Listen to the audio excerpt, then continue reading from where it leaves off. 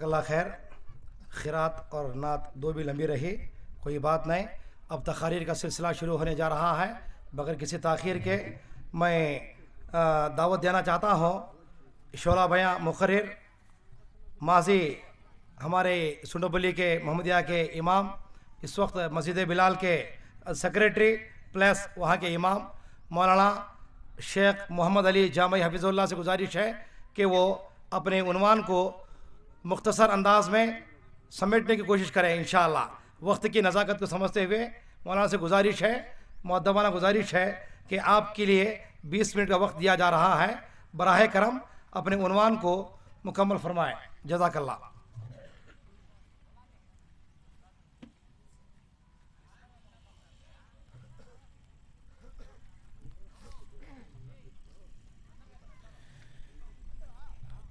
السلام علیکم ورحمۃ اللہ وبرکاتہ. الحمد للہ رب العالمین والعاقبۃ للمتقین والصلاة والسلام علی سید الانبیاء والمرسلین. اعوذ باللہ السمیع العلیم من حمدہ ونفخہ ونفثہ. بسم اللہ الرحمن الرحیم. یا ایھا الناس اتقوا اللہ یا ایھا الناس اتقوا اللہ وقولوا قولا سدیدا یصلح لکم اعمالکم ویغفر لکم ذنوبکم ومن یطع اللہ ورسولہ فقد فاز فوزا عظیما. ذمہ داران جمعیت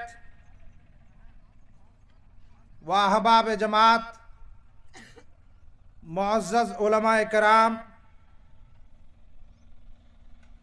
وقت شروع میں چھوٹے عمر والوں کو، چھوٹے بچوں کو پہلی مرتبہ پہلے اسٹیج میں دیا جاتا ہے، کیونکہ وقت جلد ختم کر کے دوسرے بڑے بڑے علماء کرام کو سامنے لا کر قرآن و حدیث کی باتیں آپ حضرات کے سامنے پیش کریں. معزز حضرات، قلیلا ما تشکرون، اللہ کا شکر کرنے والے بہت کم لوگ ہیں. قلیلا ما تذکرون، اللہ کا ذکر کرنے والے بھی بہت کم ہیں.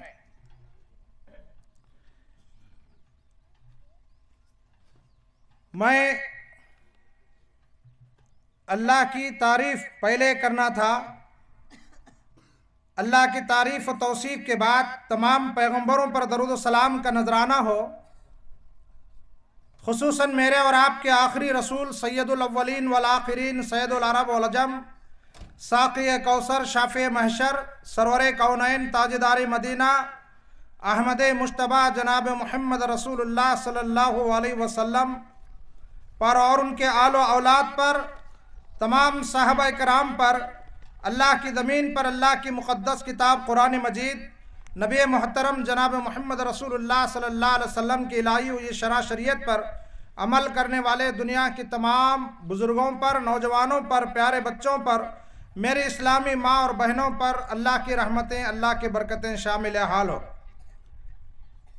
معزز حضرات، جنگ احد کے موقع میں اللہ کے نبی جناب محمد رسول اللہ صلی اللہ علیہ وسلم کے اونٹنی کو زخمی کر دیا گیا.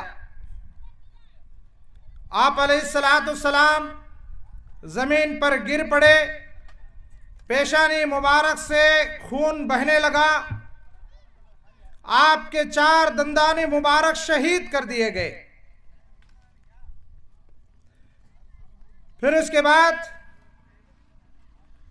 اللہ کے نبی جناب محمد رسول اللہ صلی اللہ علیہ وسلم جب مکہ مکرمہ چھوڑ کر مدینے کی طرف اللہ کے طرف سے ہجرت کا موقع ملا، مکہ کے کعبہ کو پکڑ کر کے اللہ کے نبی صلی اللہ علیہ وسلم نے کہا کہ اے مکہ، اے کعبہ، تیری محبت میرے دل میں ہے، اگر اللہ مجھے یہاں سے نکلنے کا نہ حکم دیتا تو میں یہاں سے کبھی بھی نہیں نکل سکتا تھا.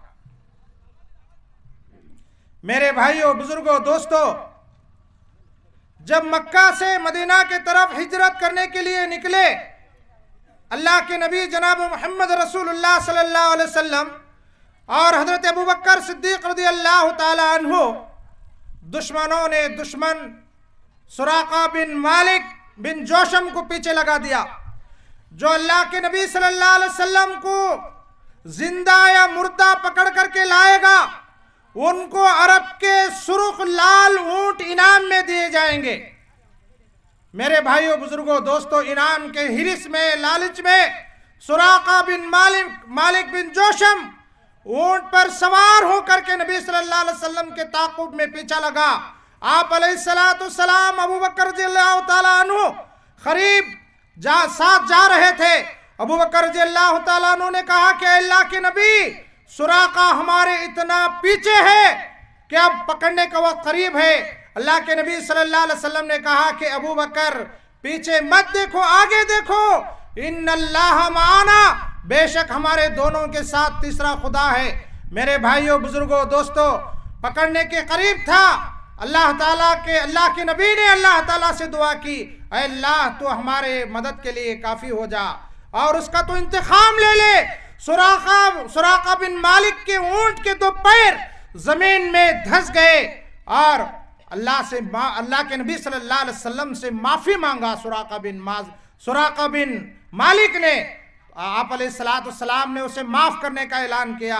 फिर ऊंट के दो पैर जमीन से बाहर आ गए। फिर करीब था कि आप सल्लल्लाहु अलैहि वसल्लम को पकड़ लो और 100 ऊंट इनाम में हासिल कर लो। मेरे भाइयों, बुजुर्गों, दोस्तों, अल्लाह के नबी सल्लल्लाहु अलैहि वसल्लम ने फिर दुआ की, अल्लाह तो हमारी मदद के लिए काफी हो जा। सुराका बिन मालिक के ऊंट के दो पैर जमीन में फिर धंस गए। फिर उसके बाद आप अलैहिस्सलाम ने उसे माफ कर दिया। तीसरी मर्तबा भी ऊंट के दो पैर जमीन में धंस गए।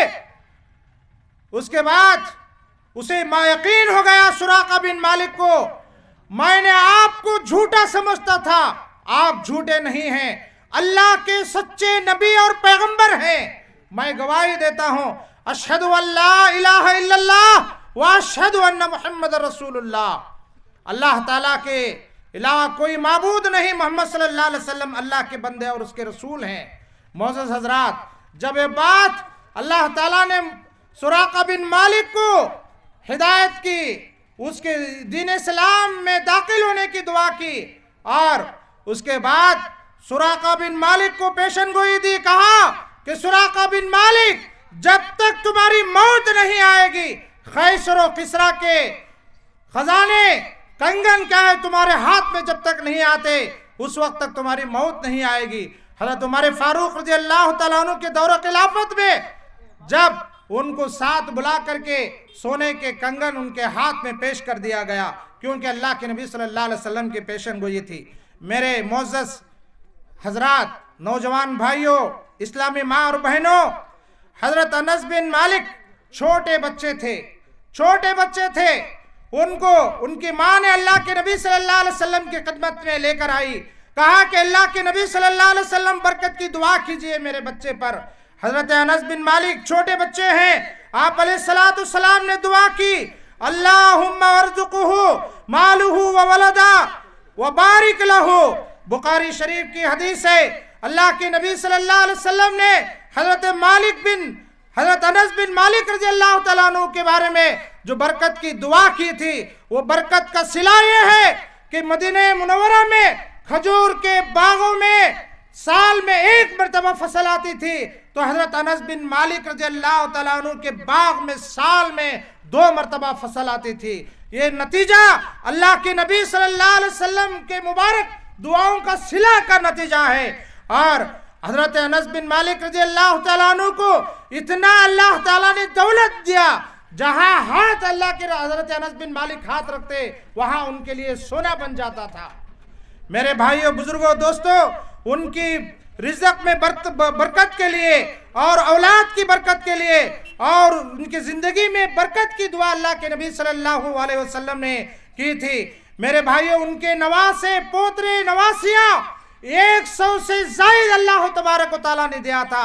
माल के एतबार से भी हजरत अनस बिन मालिक रज़ियल्लाहु तआला अन्हु मालदार, औलाद के एतबार से भी हजरत अनस बिन मालिक रज़ियल्लाहु तआला अन्हु मालदार। अगर कोई माँ बाप اپنے بچوں کو نیک دعا دینا چاہتے ہیں تو اس قسم کی دعا دیجئے جس طریقے سے اللہ کے نبی صلی اللہ علیہ وسلم نے حضرت انس بن مالک رضی اللہ تعالیٰ عنہ کو بچپن میں دیا تھا، اللہم ورزقہ مالہ ولدا وبارک لہ۔ میرے معزز حضرات، وہ ماں باپ کی دعا کو اللہ تعالیٰ قبول کرتا ہے، رد نہیں کرتا جو اپنے بچوں کے حق میں دعا کرتے ہیں۔ اور جو سفر میں آدمی دعا کرتا ہے تو اللہ تعالیٰ مسافر کی دعا کو بھی رد نہیں کرتا۔ اور تیسری وہ دعا جو آدمی تہجد گزار بن کر کے اللہ کے دربار میں آخری حصے میں اللہ کو منا لیتا ہے، گڑ گڑا لیتا ہے، اللہ تعالیٰ کا محبوب بننا چاہتا ہے تو اللہ تعالیٰ اس کی دعا کو ضرور قبول کرتا ہے۔ پھر اس کے بعد حضرت عبداللہ بن عباس رضی اللہ تعالیٰ عنہ بچپن میں چھوٹے بچے تھے، ان کو اللہ کے نبی صلی اللہ علیہ وسلم کے پاس لا گیا اور تحنیک کرانے کے لیے۔ آج بچے پیدا ہونے کے بعد چغلے خور آدمی سے، سود خور آدمی سے، زنا کرنے والے آدمی سے، فاحشہ آدمی سے، فتنہ فساد برپا کرنے والے سے تحنیک نہیں کرانا چاہیے۔ جو دیندار ہو، توحید پرست ہو، قرآن و حدیث کا علمبردار ہو تو وہ حضرت عبداللہ بن عباس رضی اللہ تعالیٰ عنہ کے تعلق سے اللہ کے نبی صلی اللہ علیہ وسلم نے تحنیک کرتے وقت میں کھجور چبا کر کے ان کے زبان میں رکھ کر کے دعا کی تھی، اللہم علمہ الحکمہ وتاویلہ الکتاب۔ اے اللہ تو حضرت عبداللہ بن عباس کو دین کی علم و حکمت عطا فرما اور ان کو اور کتاب، یعنی حضرت عبداللہ بن عباس رضی اللہ تعالیٰ عنہ ان کی دعا کے برکت اور ثمرات کی وجہ سے اتنے بڑے قرآن کے مفسر ہوئے کہ وہ اللہ تعالیٰ ان رسول اللہ صلی اللہ علیہ وسلم کی دعا کا ثمرہ تھا۔ میرے بھائیو بزرگوں، جنگ خیبر میں حضرت ایک عبداللہ بن ہشام ایک صحابی رسول صلی اللہ علیہ وسلم آئے، بھولے بالے تھے، کاروبار کرنے کے میدان میں تھے، کہتے ہیں کہ اللہ کے نبی صلی اللہ علیہ وسلم میں میرا پیسہ لگاتا ہوں، کاروبار کرتا ہوں، لیکن میرے اصل پیسہ کے ساتھ نقصان ہوتا ہے، فائدہ نہیں۔ تو اللہ کے نبی صلی اللہ علیہ وسلم نے دعا کیا، اللہم لا قلابا، اے اللہ دھوکے سے حضرت عبداللہ بن ہشام کو دھوکے سے یعنی نقصان سے تو محفوظ فرما۔ یہ بخاری شریف کی حدیث ہے۔ میرے معزز صحابہ سامعین کرام، اللہ کے نبی صلی اللہ علیہ وسلم نے جنگ خیبر میں سلمہ بن اکوا کو ایک صحابی رسول صلی اللہ علیہ وسلم کو پنڈلی میں تیر لگ گئی تھی، جس کی وجہ سے اٹھنا بیٹھنا چلنا پھرنا بہت دشوار لگ رہا تھا۔ حضرت سلمہ بن اکوا رضی اللہ تعالیٰ عنہ صحابی رسول صلی اللہ علیہ وسلم کو بلائے، قریب گئے، اپنے لعاب مبارک نکالے، جہاں حضرت سلمہ بن اکوا رضی اللہ تعالیٰ عنہ کے پنڈلی میں نبی پاک صلی اللہ علیہ وسلم کا لعاب مبارک لگا دیے، فوراً آن کے آن میں حضرت سلمہ بن اکوا رضی اللہ تعالیٰ عنہ ٹھیک ہو گئے۔ پھر اس کے بعد جنگ خیبر میں اللہ کے نبی صلی اللہ علیہ وسلم نے اعلان کیا کہ میں خیبر فتح کرنے کے لیے ایک ایسے نوجوان کے ہاتھ میں جھنڈا دوں گا جو خیبر فتح کرے گا۔ حضرت علی رضی اللہ تعالیٰ عنہ کو پوچھتے ہیں، صحابہ کرام رضوان اللہ علیہ اجمعین نے جواب دیا کہ وہ دیوانے تھے اللہ اور اس کے نبی صلی اللہ علیہ وسلم کے۔ وہ خیمہ میں حضرت علی رضی اللہ تعالیٰ عنہ ہیں، ان کے آنکھوں میں پانی آ رہا ہے، آنکھیں لال ہو چکی ہیں۔ اللہ کے رسول صلی اللہ علیہ وسلم نے ان کو بلا کر کے اپنے لعاب مبارک حضرت علی کرم اللہ وجہہ کے آنکھ میں لگا دی، جس کی وجہ سے اللہ تعالیٰ نے ان کو صحت و تندرستی عطا فرمایا۔ میرے بھائیوں بزرگوں دوستو، حضرت ابو بکر صدیق حضرت ابو ہریرہ رضی اللہ تعالیٰ عنہ کی ماں بار بار اللہ کے نبی صلی اللہ علیہ وسلم پر نکتہ چینی کر رہی تھی، نازیبا حرکات نازیبا جملے بتا رہے تھے۔